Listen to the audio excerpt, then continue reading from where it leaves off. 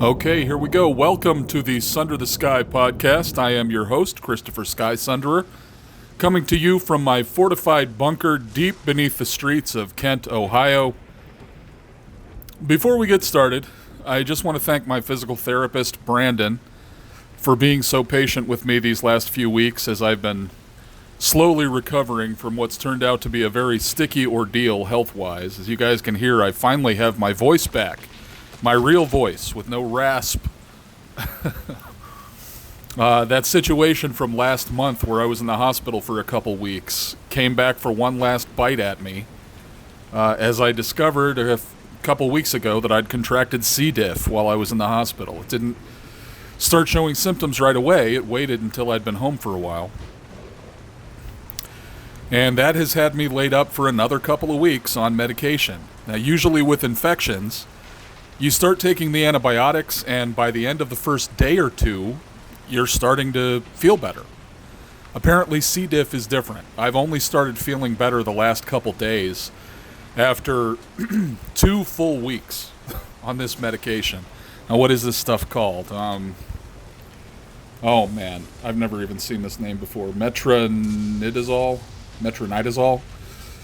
Anyway, I've talked to some other people who've had C. diff, and you know, it's something that you're in danger of whenever you're in the hospital being treated with strong antibiotics like I was. When I had sepsis, you know, they were hitting me with 2 big bags of intravenous antibiotics every 3 hours, right? Well, it was one every 3 hours, right? There were 2 different drugs staggered 6 hours apart, but it was staggered, so it was every 3 hours I was getting another one. When that happens, those antibiotics, you have a lot of healthy bacteria in your intestines. It's stuff that you need that helps you digest food, and it actually protects your intestines from other bacteria that can damage them and cause them to become the tissue of your intestines to become inflamed.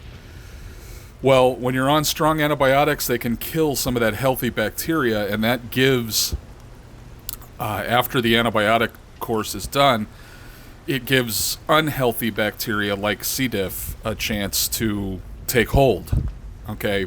Or the bacteria that causes C. diff. I don't know if C. diff is the name of the bacteria. Anyway, I've talked to some other people who've had this, and like I said, you know, that seems to be the consensus. It takes a few weeks to fully resolve. I've only started feeling better the last couple days, so I've been on the medicine for 2 weeks. Anyway, Brandon, my physical therapist, has been very cool and patient with me. He's just a great guy in general. He's very kind, and I really appreciate it. So thank you very much, man. Okay. One more thing before I really get going here. Everyone by now, I'm sure, is aware of COPA. What does it stand for again? Children's Online Privacy and Protection Act, I think is what it stands for. I may have butchered that. My friend Justin over at the Inconclusive Breakdown podcast did a really good little presentation on what all of this is. I'm not going to rehash it all. You guys should go over and check that out. Inconclusive Breakdown. They're on Facebook, where he kind of lays out what the COPA is and what it means. And just to summarize for you, what it means is, as far as YouTube is implementing it, YouTube monitors can arbitrarily decide on a whim that your video, in spite of being marked not for children, because you mark every video you upload, is this appropriate for children or not? Okay, obviously my show is not. I use profanity. I'm talking about adult subject matter anyway. I don't know that a kid would even be interested in what I'm saying, but maybe the colorful graphics that I use in my thumbnails for the videos, I don't know. Someone could arbitrarily decide at YouTube, hey, you said this wasn't for kids, but clearly you're trying to attract kids to it because you're using bright colors in your thumbnails or whatever, some arbitrary thing. And then they can fine you, and get this, $42,000 per offense, per video, per view. Okay? So if you say something that could be language that's meant to attract a child's interest, I don't know, 4 times, 5 times in a video, they can hit you with $42,000 for each of those times, multiplied by the number of videos that you're doing this in, but then again multiplied by the number of views the video has. Okay, now Justin, Vince, and Juan over at the Inconclusive Breakdown have decided, you know what? Screw them. We're done with YouTube then. And I think you're going to see a lot more of that from anybody who leans even slightly to the right of Chairman Mao. You know, YouTube's been trying to get rid of conservative and libertarian, which are really the same thing. I'll get into that later. They've been trying to get rid of sensible, liberty-minded voices for years. And what's funny is a significant percentage of YouTube's customer base, YouTube's viewership, is actually what was built by conservative voices, libertarian voices. Okay? There's this...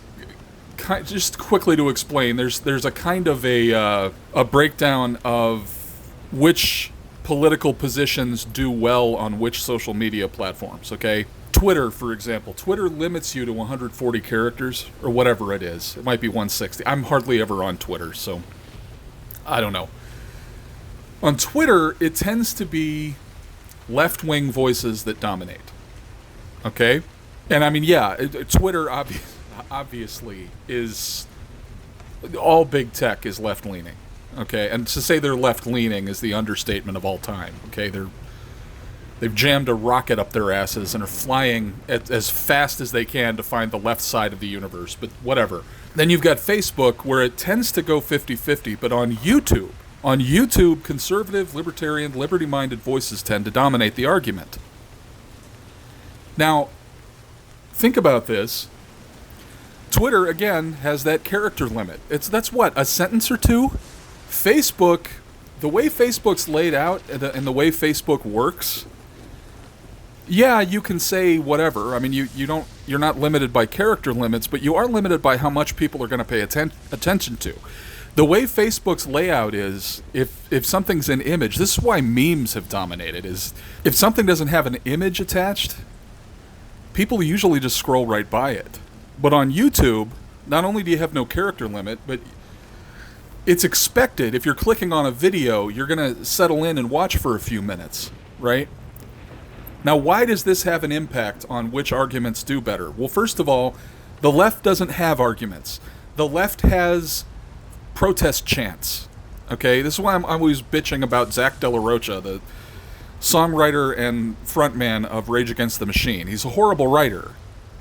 But since all of his songs are essentially prolonged protest chants, he just says the same thing over and over and over again, 28 times, you know, in a song.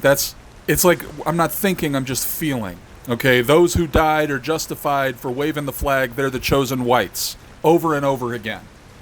Some of those that join forces are the same that burn crosses, or whatever. Right? It's just like, it's that dopamine hit. It's like popping dopamine M&Ms. You know, you just protest chant. And it's slogans. That's how the left operates. There's no real thought. It's all just about hitting, getting your dopamine fix. It's all about getting your emotional release. Over on YouTube, you can't, some idiot just yelling a slogan into the camera is not going to do so well against someone like a Stefan Molyneux or a Razorfist or someone who can sit there and actually lay out points and make an argument. On YouTube, arguments dominate, and that means conservatives, libertarians dominate. The left gets its ass kicked up between its shoulder blades on YouTube. On Twitter, I remember something I heard a long time ago. I can't teach you economics in 140 characters or less. Okay? Is something somebody I once knew said in an article he wrote. But that really says it all. Twitter is designed for you to be drowned out by people just sniping at you with little snippets. Okay, on YouTube, you better have an argument or you're going to look stupid. Well, YouTube doesn't like that. Okay, but because of that, because the right and libertarians in general tend to dominate on YouTube, a big portion of, the YouTube viewing audience that isn't just there to watch cat videos. The people who are there to actually watch something for prolonged periods of time, videos that go on longer than a couple of minutes. Okay, that portion of the YouTube audience, the politically engaged, is conservative and libertarian and was built for YouTube. They needed those people to help them build up their platform. And now that they've been built up, they want to get rid of them. Okay, they want to get rid of Stefan Molyneux. They want to get rid of Steven Crowder. This is just the latest move in how they're doing that. They've been deplatforming people, shadow banning people, demonetizing people forever. But now they've got this. Now they can say, the age-old cry of the leftist, it's for the children. That's what I say. What a leftist is that they're all Sheila Brovlovskys at heart. Sheila Brovlovsky, you might know her as Kyle's mom from South Park. They just, anytime anything happens that they don't like, they hire themselves as, she hires herself as the town's moral compass and starts demanding that people act a certain way. That's the left. So this COPA thing now allows them to paint anyone they don't like as someone who's trying to harm children. Anyway, a lot of conservative voices, a lot of liberty-minded voices are leaving YouTube, like my buddies at the Inconclusive Breakdown. And I had decided that's what I was going to do until I really started thinking about it. I'm fairly new here. Justin and the guys have been around for 5 years. I've been here for 5 minutes. And the thing is, maybe I'll regret this. I can almost guarantee that I will, but I'm not going to leave. If they do come after me, and I don't know that they will, I don't have a huge reach. But if they come after me, I'll let it go to court. I'll even represent myself, okay? And hey, are you listening there, Google, YouTube?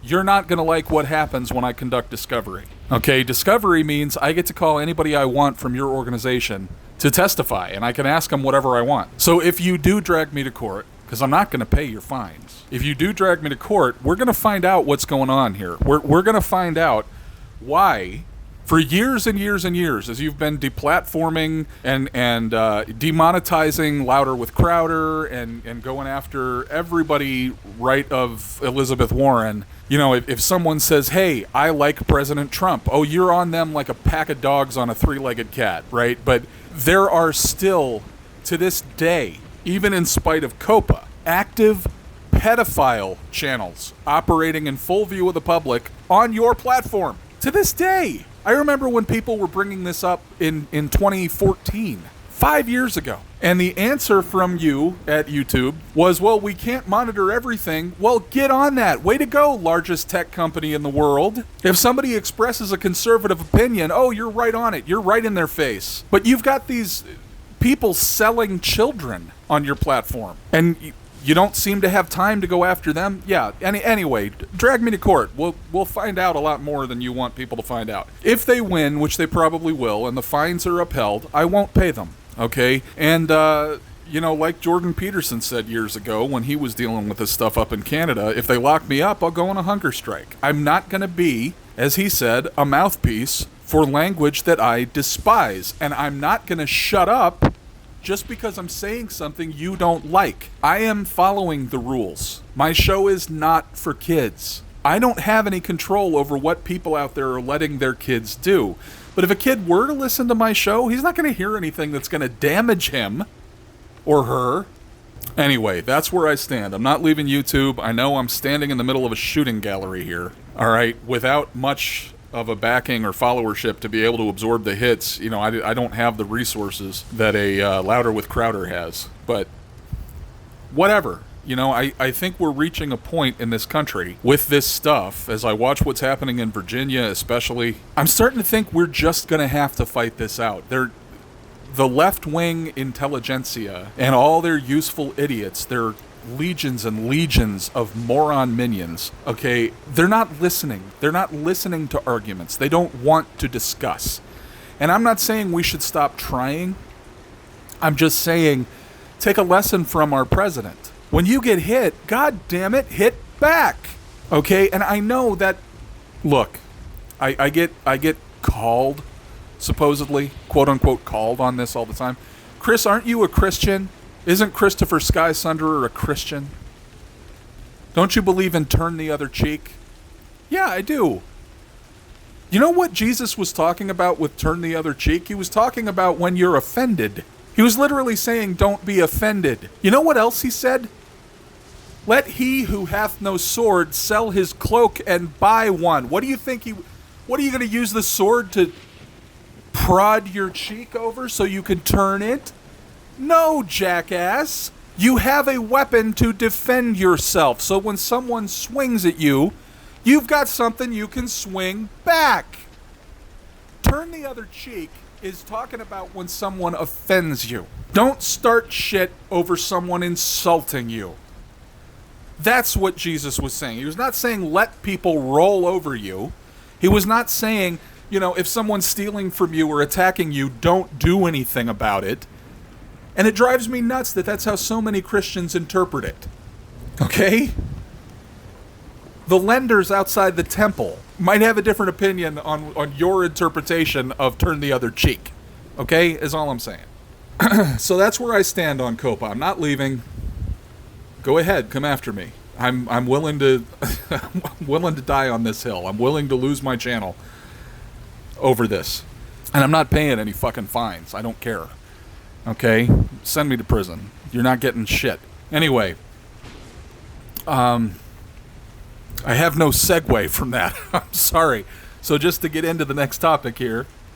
All right. After I finish the Clinton death list, I got another project I'm working on for the blog. That project is going to be this. I'm going to go down the list of everything Alex Jones has ever said that's been confirmed to be correct, by reputable sources. WikiLeaks, Project Veritas. Okay? And I'm not kidding. I am going to do this. The way I can tell, because I've said this before, I can tell whether or not someone reads WikiLeaks by how crazy they still think Alex Jones is. Okay? And this also works to a lesser degree to reveal who's actually kept up with Project Veritas. The people who still say, Alex Jones is just a crazy nut, blah, blah, blah, blah, blah. I can tell this person isn't actually reading WikiLeaks info dumps. They're not actually watching Project Veritas videos. Okay? I want to give you an example here, just to get into what I'm talking about. See if I can do this. Hey, I'm here to tell you the sky is blue, goddammit. That sky is blue. And the earth goes around the sun. I don't care what Barack Obama says. Okay? If I run out of my house screaming that at the top of my lungs, okay? Yeah, I look and sound crazy. Does that mean the sky isn't blue? Does it mean the earth doesn't go around the sun because I sounded crazy when I said it? No. Alex Jones knows the way he gets views, the way he gets listenerships, and the way he gets listeners and viewers, all right, who are not already members of his audience, is by making a spectacle of himself. Okay? But my God, and let me, full disclosure here, I used to laugh at him like everybody else. Okay? I think I was one of the first people I know that was actually aware of Alex Jones before he was a household name. Okay? And yeah, I used to laugh and say, that guy's nuts. Okay?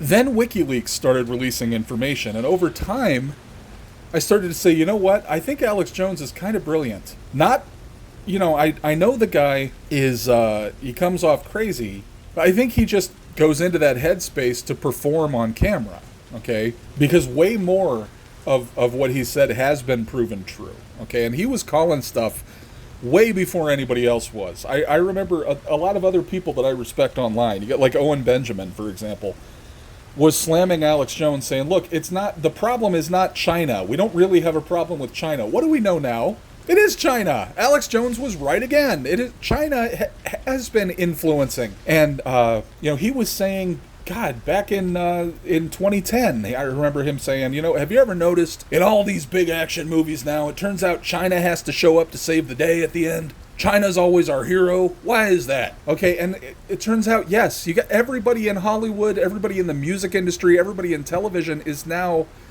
held hostage by what China wants them to say and what China wants them not to say, okay? And yeah, it took Matt Stone and Trey Parker standing up to China to get everybody to become aware of that, but it is the case. Anyway, I wanted to put that bee in everybody's bonnet. It's so much so. Like, when people always cite, oh, they're putting chemicals in the water that turn the freaking frogs gay. You know, like that makes him nuts. And everybody always quotes that. Oh, the gay frogs say he's nuts. Assholes.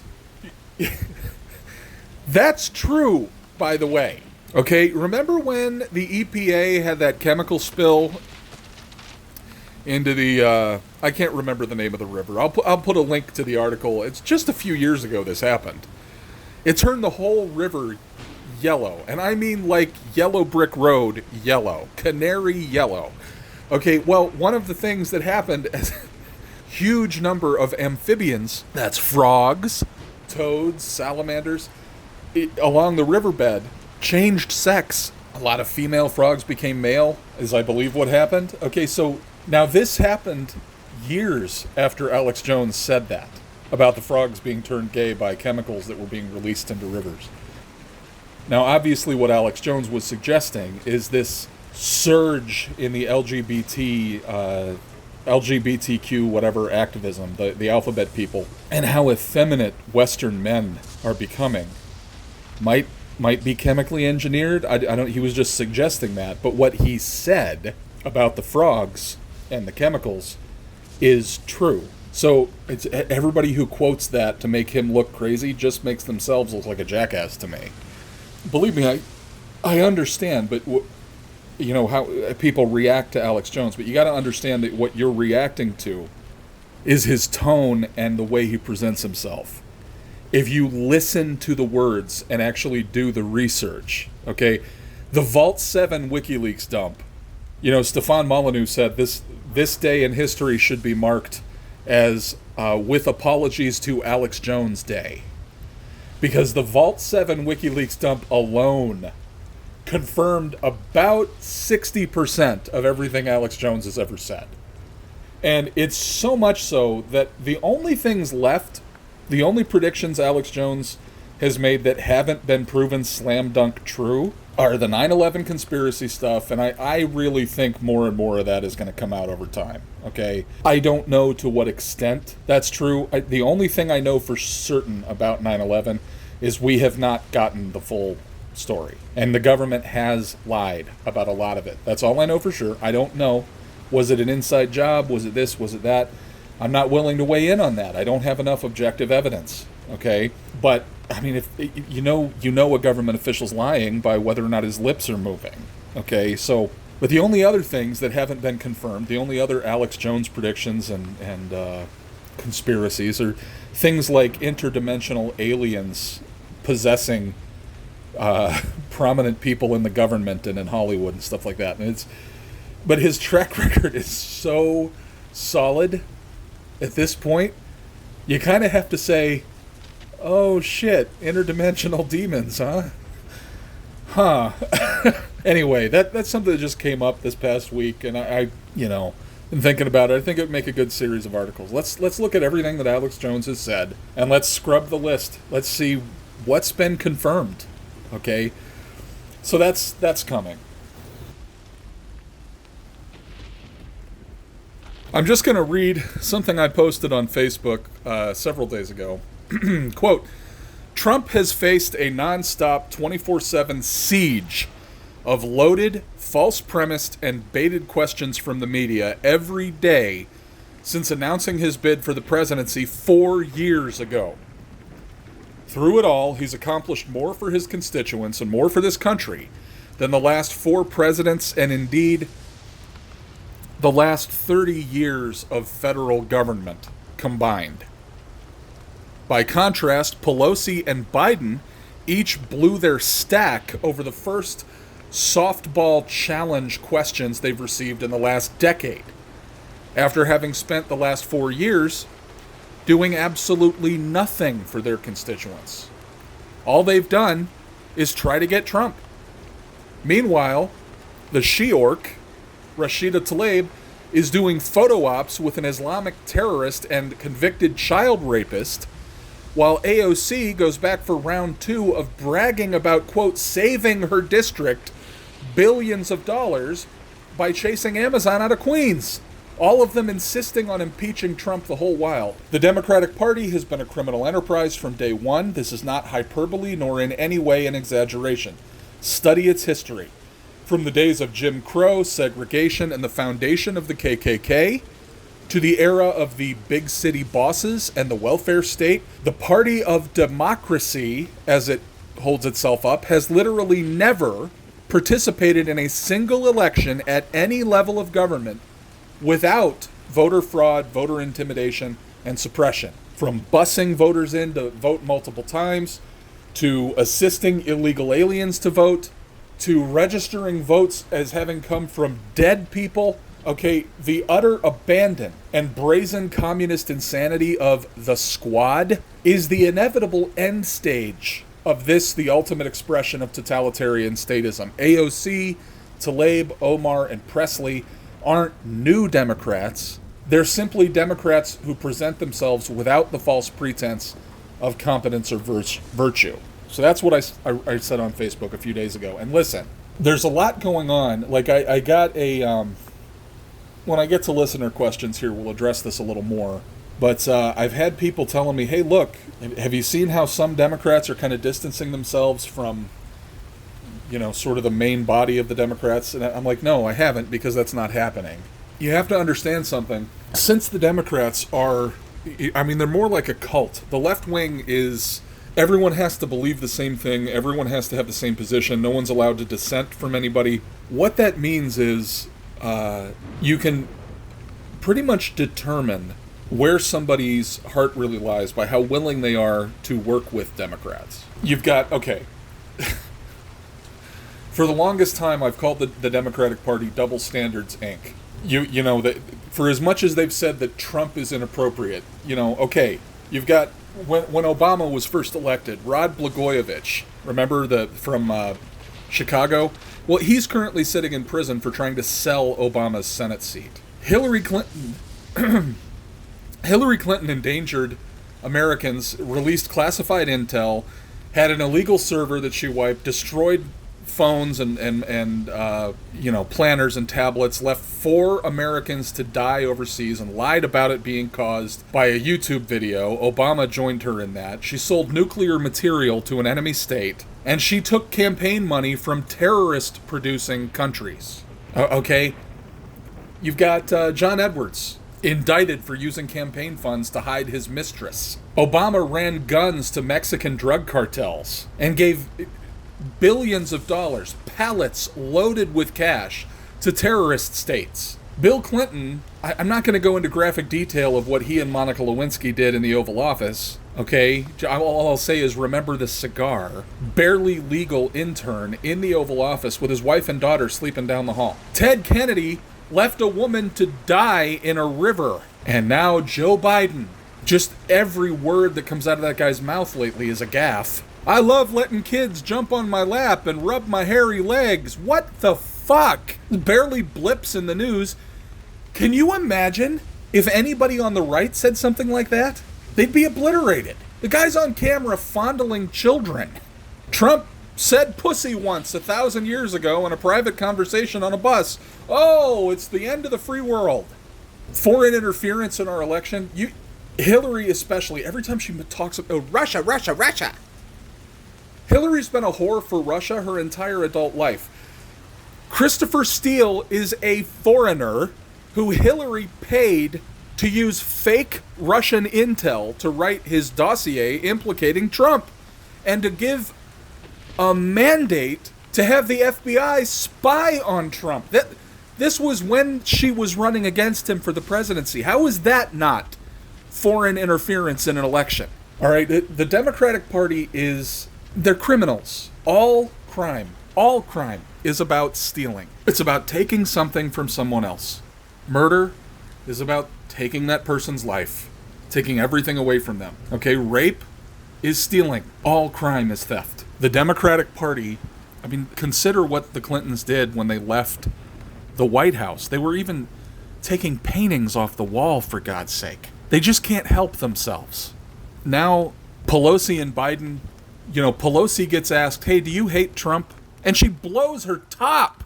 I want you to compare that with Every time Trump has had to face the press corps for the last 4 years, it's nothing but baited question after loaded question. Just Biden, somebody says, hey, what about what you did in Ukraine? And he blows his top.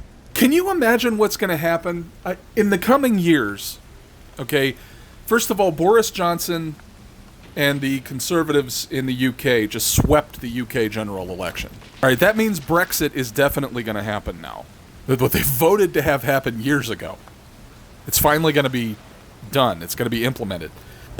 I am very confident Donald Trump is going to be reelected, and I think he's going to be reelected in a landslide.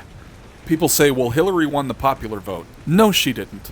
And I've said this since that night. Okay, since election night in 2016, I've said she did not win the popular vote. It's bullshit. Okay, when you're running against Democrats, you got, James Woods said this on Twitter years ago. You got to remember, you're not just trying to overcome their votes. You're also trying to overcome their illegal alien votes, their repeat voters, and their dead voters. Okay, Kristen Sinema in Arizona, her opponent won the election. And then at the very last minute, oh no, shit, look. These Democrats suddenly find all these boxes of votes for Sinema. Oh no, look, they were sitting in the back of the closet over here. Look, which reversed course. You look at what's going on in Virginia. Okay, and I know Mark Levin was talking about this. Other people talk about this on various conservative outlets. Look at all these states that are red states turning blue, and it's really getting scary. And I talk to people I know who are libertarians and conservatives, and they say, I can't believe this is happening right now, especially with what's going on in the federal government, with the way the Democrats are behaving. Well, here's my response to that, guys. I'll go you one better. I don't believe it's happening. I don't believe for a hot second that these idiots are actually winning any of these states. I am telling you, it's going to come out soon. The amount of voter fraud being perpetrated on the American people by the Democratic Party. They're on camera. Again, follow up with Project Veritas here. Go to their site, watch some videos. These assholes are on camera admitting that they bus voters to multiple locations to vote multiple times. They're admitting that they help illegals vote, that they register dead people to vote as Democrats. This stuff with Trump is not anything new. We got to impeach him. Since Eisenhower, we've had 6 Republican presidents. The Democrats have introduced articles of impeachment against 5 of them. They do this every time. They cheat in the election, and when they lose anyway, they contest it, and then they do a bunch of back alley deals to try to get the contestment to go their way. If it still doesn't go their way, then they try to indict whoever they lost to. They try to stymie everything they try to do in office. They're power junkies. And we know, this is established scientific fact, that political power, that is power that is derived from aggression, from the threat of violence, is thousands of times more addictive than heroin, cocaine, methamphetamines. They're power junkies. I want you to consider what a junkie will do to get a fix. Now multiply that by several thousand, and you'll start to understand why politicians behave the way they do. You've got Elizabeth Warren talking about how she wants to be the last president elected by the Electoral College, and then she wants to do away with it. Okay, can we have done with this argument finally once and for all? What I want to see just one person in the press do is ask any one of these jackasses on the left, why do we have the Electoral College? Why was it founded in the first place? And I want to see them twist and turn trying to answer that question without making themselves look like they're on the wrong side of history. Okay, there are 3,141 counties in the United States. Trump won 3,084 of them. Clinton won 57. Let me say that again. Of the 3,141 counties in the United States, Trump won 3,084, Clinton won 57. There are 62 counties in New York State. Okay, so everyone says, well, it's New York and California. There are 62 counties in New York. Trump won 46 of them. Clinton won 16. Clinton, quote unquote, won the popular vote by approximately 1.5 million votes. In the 5 counties that encompass New York City, Bronx, Brooklyn, Manhattan, Richmond, and Queens, Clinton received well over 2 million more votes than Trump. She only won 4 of those counties. Trump won Richmond. Therefore, those 5 counties alone more than accounted for Clinton winning the popular vote, okay, of the entire country. Do you want Bronx, Brooklyn, Manhattan, and Queens deciding who the president is? Those 5 counties represent 319 square miles, and we're throwing Richmond into the mix there, which Trump won.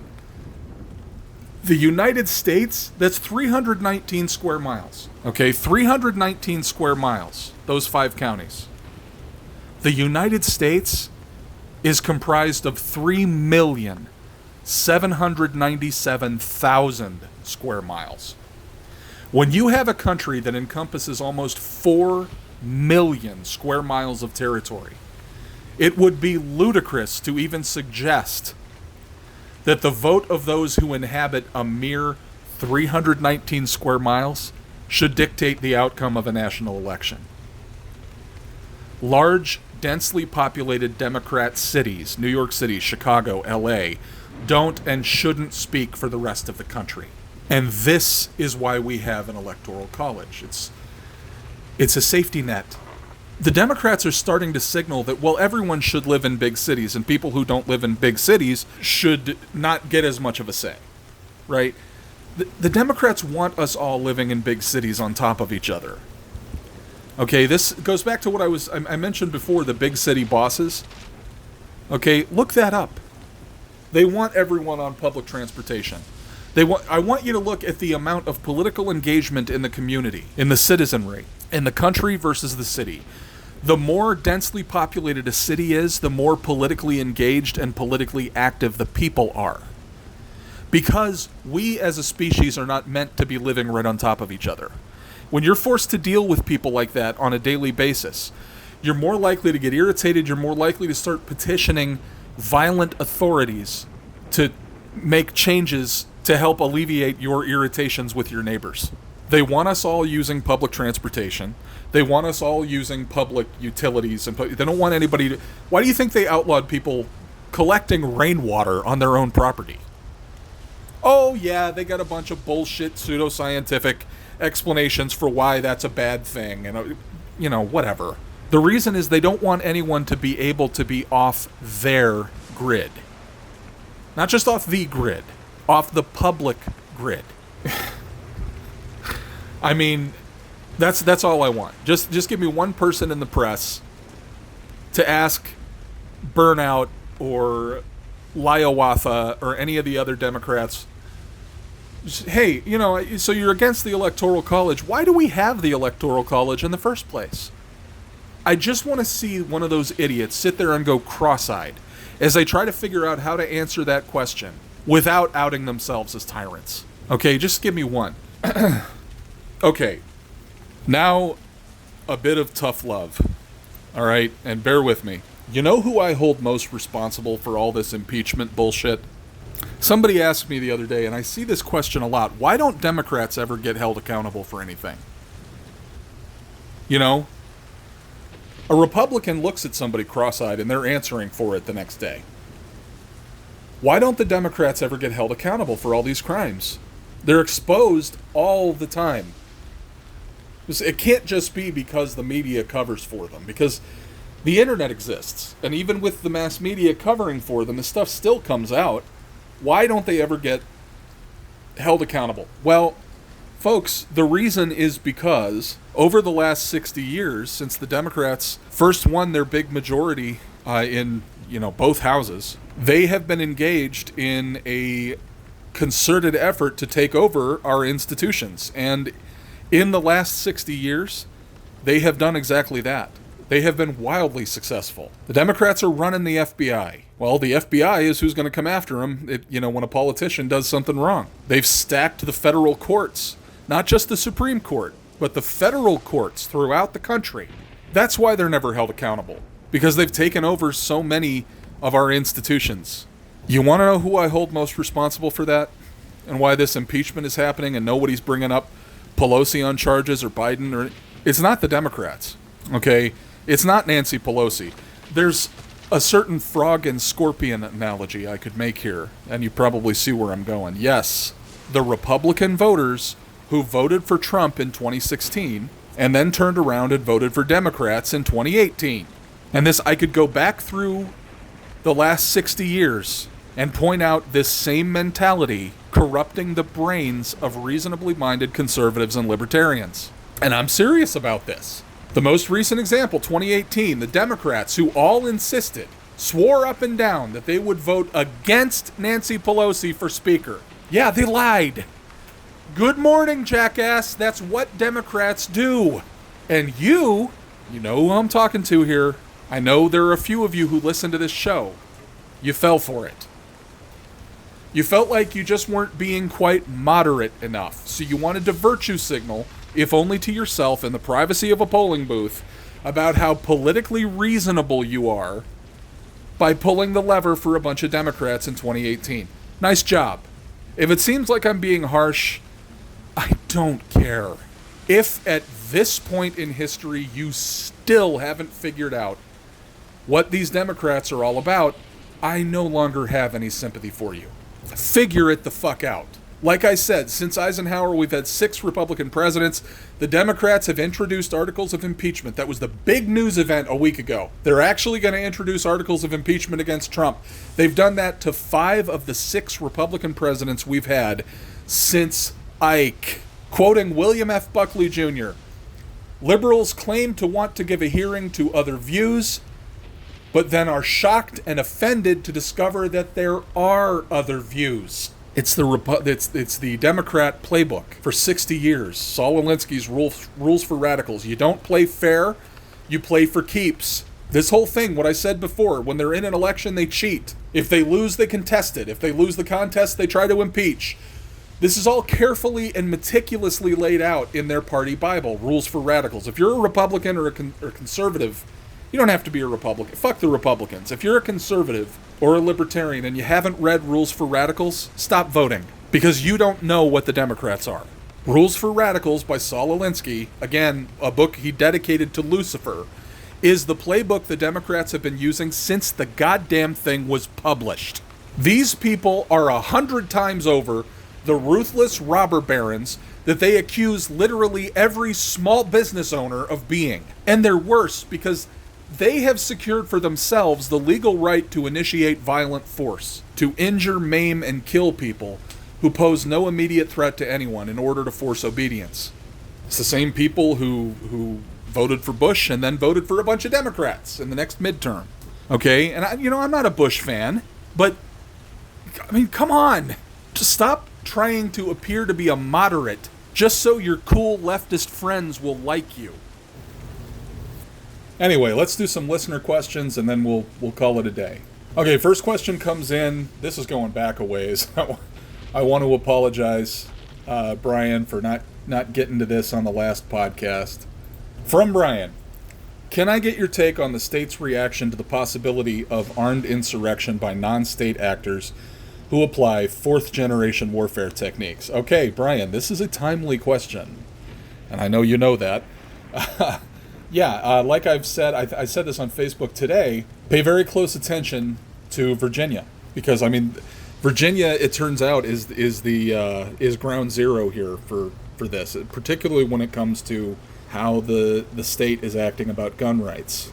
Okay, I saw an article just this morning, and we'll pull that up. The headline, Virginia Sheriff, quote, will deputize law-abiding citizens to counter state Dems' gun control overreach. Let me say that again. Will deputize law-abiding citizens to counter state Dems' gun control overreach.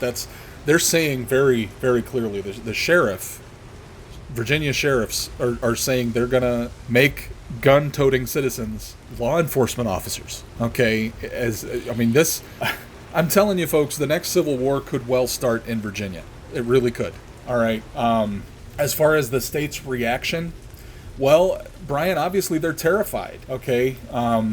Quoting V for Vendetta, people shouldn't fear their governments. Governments should fear their people. Should and do. All governments fear their people. Okay. And I hear over on the Inconclusive Breakdown, I know I mention them a lot, but they're friends of mine, and I love their show. They talk about this. Vince has a theory, and I hope he's wrong, that no one's going to do anything because we've all got our smartphones and our fast food and our video games and our streaming services and all this. The thing is, historically, and you can look this up, it only takes 3% of a population supporting revolution in order to overthrow a government, in order to overthrow a state apparatus like our federal government.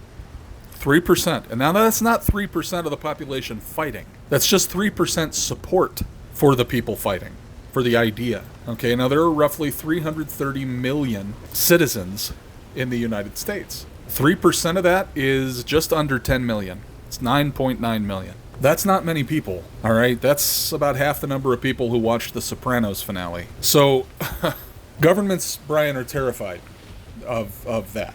Okay, because what Brian's talking about with fourth generation warfare there is how basically anybody with a gun, all right, is, hell, you don't even have to have a gun. If you're willing to support the people who do, you're an army. You're and I've talked before about how the police are militarizing against the people. Look, people are noticing that now because they're getting military grade weaponry and armored vehicles and even attack helicopters. There are Apache attack helicopters at police stations. Okay, the police have become the standing army that the Constitution specifically forbids. But that's just what people are noticing now. The militarization of the police started about 40 years ago. Okay, it's actually a little longer than that. It started after the civil rights protests of the 50s and 60s. When the government really had its first big wake-up call in terms of being afraid of its populace, the way the police started to be trained. How all police, the first step was all police started being trained in riot suppression and riot. And then the way that those riot control tactics were taught was modified. So while they were learning riot control, they were actually learning to suppress any crowd. Let me say that again. First step, they started teaching all police riot control tactics. So instead of having special riot control police, all police were taught riot control. Then they altered the riot control curriculum so that really now it's just treating any crowd like a riot and suppressing and dispersing crowds. Okay, now that's directly to counter people assembling for any reason. Okay? And then from there, it was just this steady progression. I could do a meaningful list. I've worked with law enforcement. I used to train law enforcement in restraints and unarmed combat, baton, knife defense, gun disarms. Okay, so I learned about a lot of this as far as how the police have been trained over the years. When I worked with a group of guys in redesigning the pressure point controlling tactics and unarmed combat protocols that law enforcement are taught in, Portage County, where I live.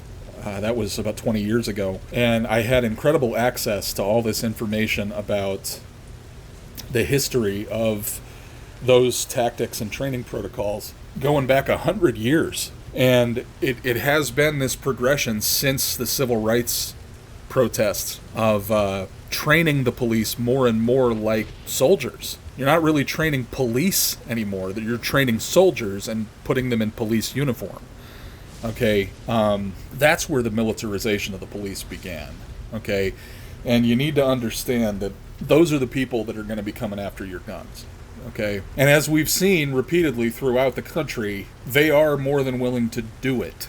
It keeps happening. These mythical cops that say they won't enforce gun control laws are a woeful minority. Okay, this recent situation in Florida, what did you think you were looking at there, Brian? When you saw cops using vehicles with innocent civilians in them for cover, and then killing not only the hostage taker, but the hostage and several innocent bystanders. That's not police protecting and serving.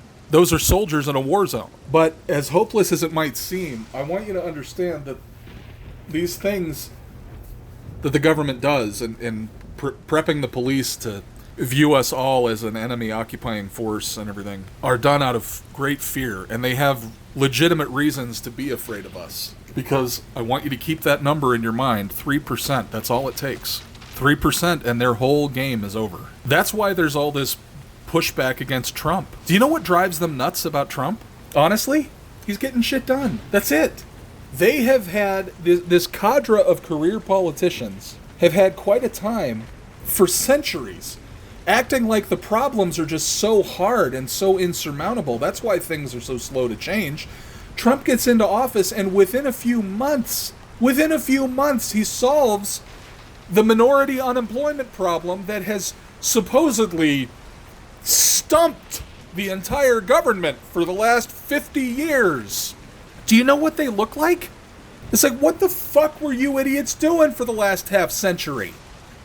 That this guy, who everybody said had no chance to win, didn't know anything about politics or government, comes in and just, boom, problems fixed. They're all con men. It's a scam. The whole damn thing is a scam, and they know we see that. And so all they have left to them now is to act like, oh God, we gotta stop this guy because, treason. Okay, it's... The way the state will respond, if it really comes to blows... God, I hope I don't get in trouble for this podcast. If it really comes to blows, yes, the cops are gonna, hoorah, let's get it on for about 5 minutes. Then they're gonna realize how woefully outnumbered they are. Okay? It ain't gonna take long. And for all that the cops, look, I want to read you something. You know, like I said, in Florida, cops were using civilian cars with people in them for cover, right?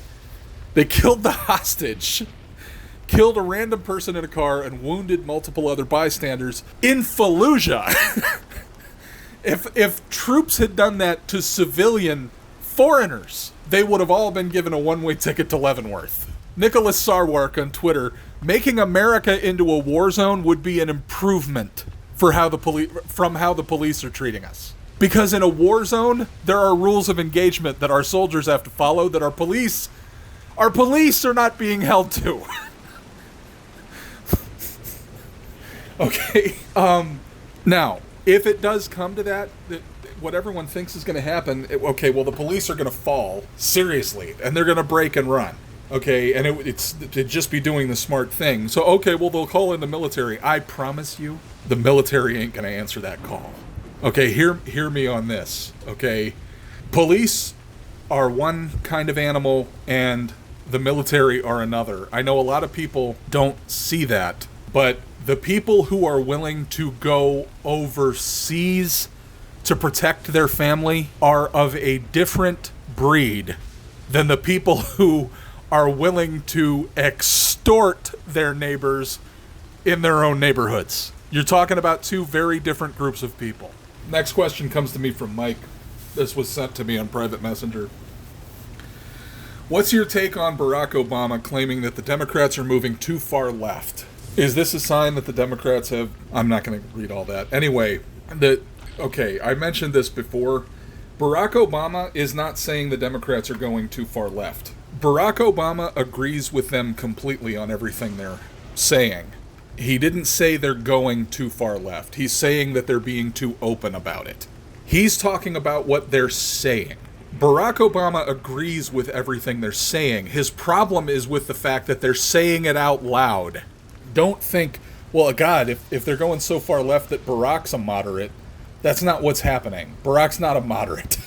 Obama is saying you're giving up the con, and you don't do that. Okay, I don't have much more to say about that. I mean, that's what's going on with Obama. Okay, yeah, I'm kind of out of stuff for this week, guys, so I'm going to call it a night.